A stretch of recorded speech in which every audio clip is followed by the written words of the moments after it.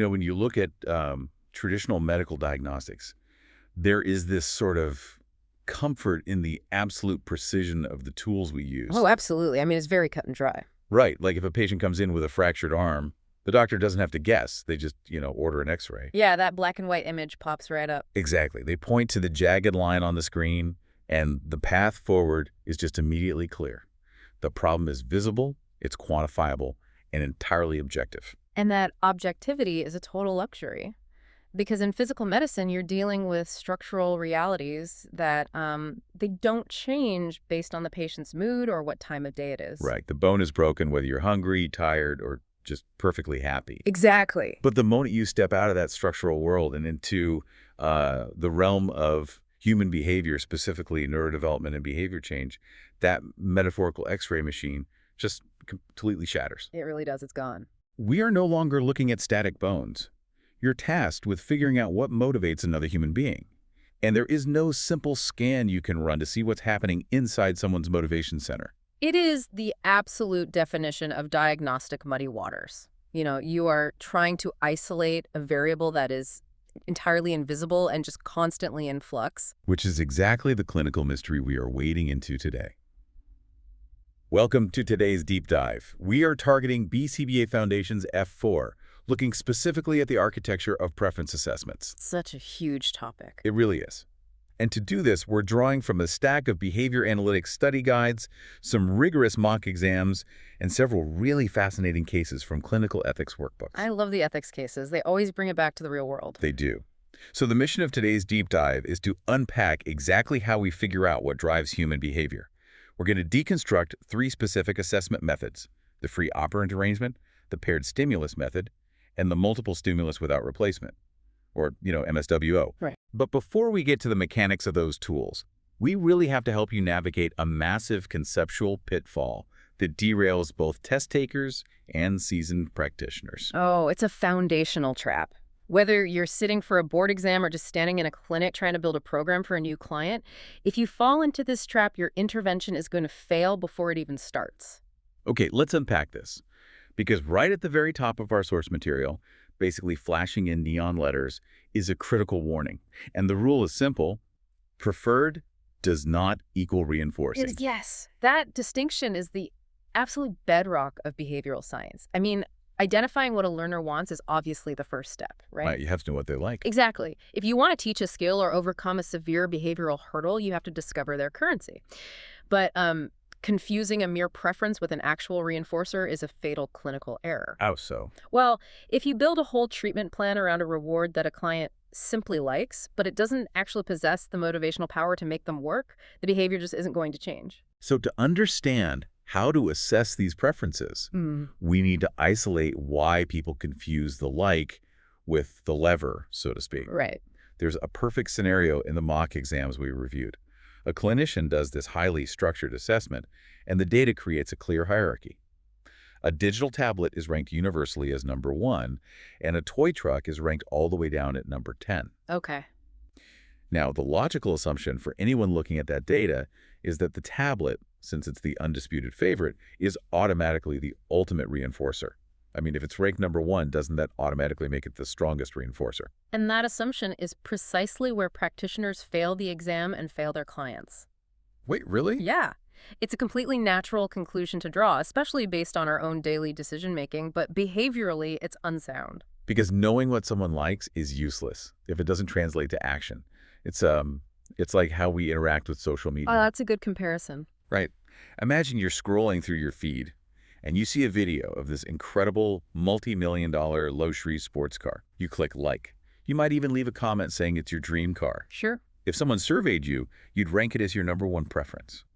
But if I told you the only way to actually get that car is to work 80 hours a week, take on a grueling second job, and sacrifice every single weekend for the next 10 years, are you going to do it? For the vast majority of people, the answer is a hard no. Exactly. The car is highly preferred, but its value isn't potent enough to actually function as a lever to change your working behavior. What's fascinating here is how that translates to the clinical vocabulary in our sources. The materials emphasize a very specific term, the putative reinforcer. Putative meaning presumed, right? Exactly. A preference is nothing more than a putative or presumed reinforcer. It's just a hypothesis. It's the social media-like.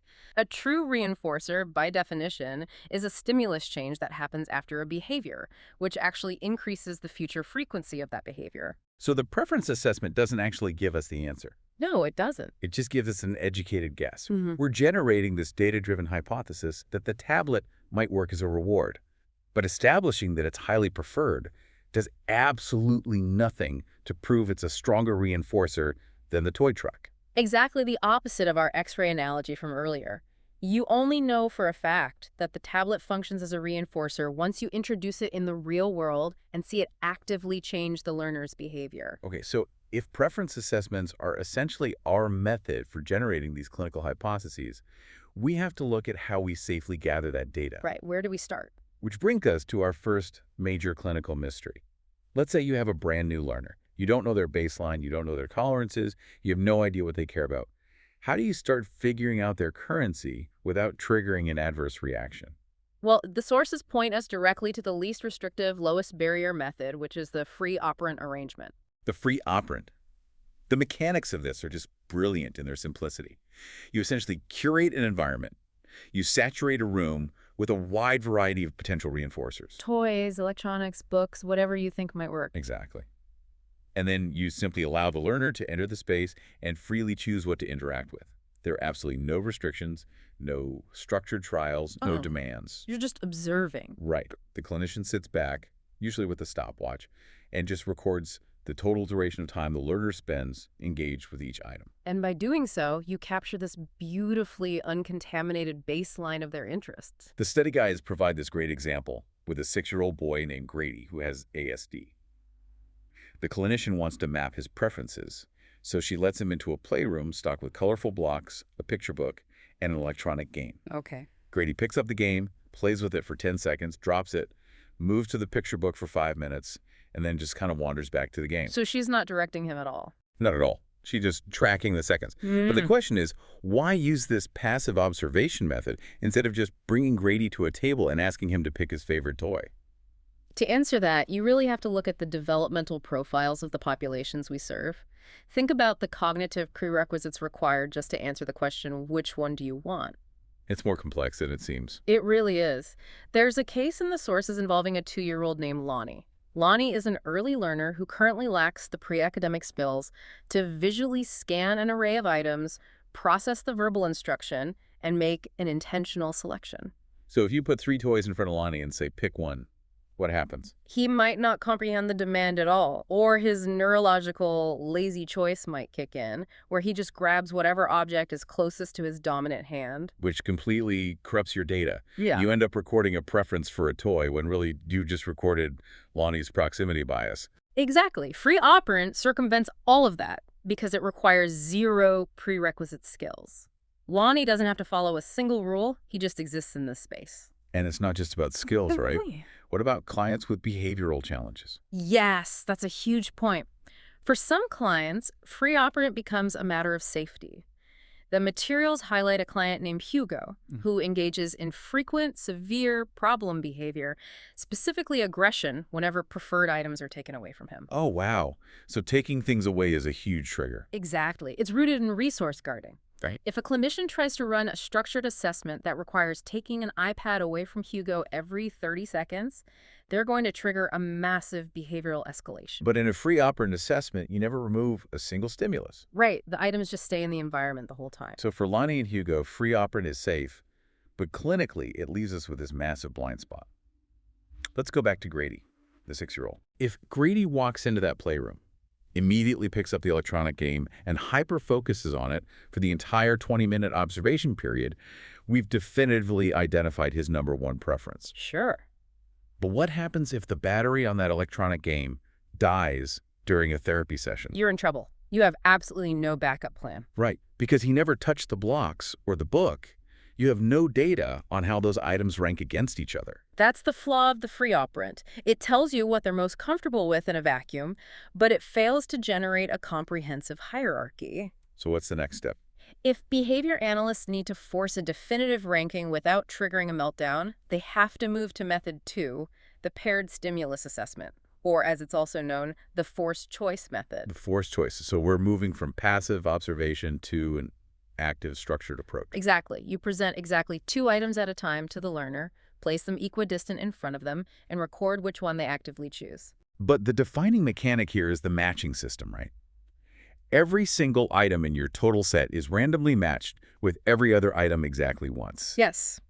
Here's where it gets really interesting. Because if you look at the structure, this is quite literally a round-robin sports tournament for toys. That is a perfect analogy. If you have 5 potential reinforcers, toy A goes one-on-one against toy B. Then toy A goes up against toy C, then D, then E. Next, toy B battles C, D, and E in head-to-head matchups. You count up all the wins to create a definitive ranking from first place to last. And it forces the learner to reveal true relative value. In a free operant setting, a learner might never touch a stuffed animal because the iPad is always there. Right. But in a paired stimulus assessment, when the iPad is temporarily out of the mix and they're forced to choose between the stuffed animal and a wooden block, you finally discover that the stuffed animal actually holds significant secondary value. It gives a much clearer distinction between high, medium, and low preferences. But the prerequisite skills we talked about with Lonnie suddenly come roaring back into play. Oh, absolutely. You can't run a paired stimulus on a learner who cannot physically or cognitively scan 2 items and make an intentional choice. If they haven't mastered scanning, your resulting hierarchy is entirely fabricated. And this also brings up a major logistical nightmare. A round-robin tournament for 5 toys is completely manageable. But what if you have a massive array of items? Yeah, that's where it breaks down. If you want to rank 20 different potential reinforcers, a paired stimulus assessment would require almost 200 individual head-to-head matchups. That would take forever. And the data toward the end of that session would be useless. The learner would just experience severe fatigue and start picking whatever just to get it over with. So what's the solution? This is directly why the field developed Method 3, the multiple stimulus without replacement, or MSWO. It is the most efficient ranking tool for a large array of items. Okay, let's outline the exact mechanics of the MSWO, because the specific scenario in the sources is brilliant. It details an experienced BCBA working with a 3-year-old student who is completely blind. Which is such an interesting challenge. Right. How do you run a visual array assessment on a learner who can't visually scan? Yeah. You adapt it. The BCBA places a plush rabbit, a squishy ball, a hacky sack, and a silk-stuffed cube within reach. 4 distinct textures. Exactly. And the BCBA guides the student's hands to each of the 4 items, allowing them to tactily map the array before making a decision. That is a perfect example of modifying the tool to fit the learner's profile. So the student scans the items and makes a clear choice, the silk cube. What happens next is crucial. Because it is without replacement, that chosen item, the silk cube, is completely removed from the array. Right. It's eliminated. Just briefly, this is the opposite of an MSW, or multiple stimulus with a replacement, where the chosen item would be put back in the lineup. Yes, that distinction is important. So in the MSWO, the silk cube is gone. The BCBA takes the 3 remaining items, mixes them up, and asks the child to choose again. You repeat this until the table is empty. But wait, I have to challenge this. Go for it. You're asking a child to identify their absolute favorite thing in the world. Yeah. You let them hold it for a few seconds, and then the very next thing you do is physically take it away from them so they can pick their second favorite thing. Won't that cause an absolute meltdown? This raises an important question, and it's something practitioners really have to weigh. Yes, it absolutely can cause a meltdown. So I do it. Because it's highly efficient, but this is exactly why MSWO is only used for learners who have the prerequisite skills of attending, following instructions, and the behavioral tolerance to handle the removal of preferred items. Ah, okay. So if you have a client like Hugo. Right, the client who gets aggressive when items are removed. If you try an MSWO with Hugo, it will completely backfire. The moment you take away his #1 choice, the assessment is over, and you're just managing a crisis. You have to match the assessment to the client's current tolerance level. Always. That critical thinking is what separates a good practitioner from a great one. So as we wrap up this deep dive, let's summarize the progression here. We go from free operant, which is pure observation, to paired stimulus, which is tournament style, to MSWO, which is an elimination ranking. Exactly. 3 tools for 3 different clinical profiles. So what does this all mean? Why spend so much time figuring out if someone prefers a squishy ball over a plush rabbit? Because if you don't get the motivation right, the intervention fails. There's this case in the ethics workbook with a 19-year-old named May. The clinical staff were exhausted because she was refusing to participate in any of her daily living programs. They labeled her as non-compliant, right? Yeah. They said, "We have tried everything and we cannot find anything to get May to engage." But an experienced BCBA steps in and realizes the staff had just been using standard, assumed reinforcers like generic break time or praise. They never actually ran a preference assessment. So they were trying to buy behavior with a currency that meant nothing to May. Exactly.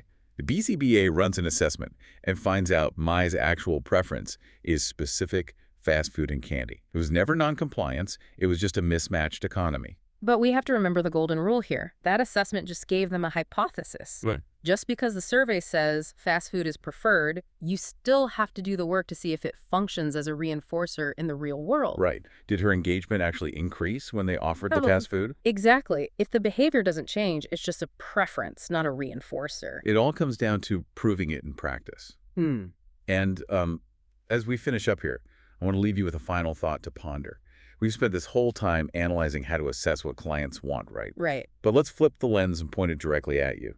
These preference assessments only capture what a person wants in a highly specific momentary state of deprivation or satiation. Oh, this is a great point. So how much do your own reinforcers fluctuate throughout the day? I mean, a cup of coffee is a massive reinforcer for me at 6 a.m., but by 10 p.m., it's functionally useless. Exactly. So ask yourself, are the things you think motivate you, like a financial bonus, or praise from your boss actually driving your behavior? Or are they just temporary preferences that shift depending on how tired or stressed you are? It's a really humbling thought.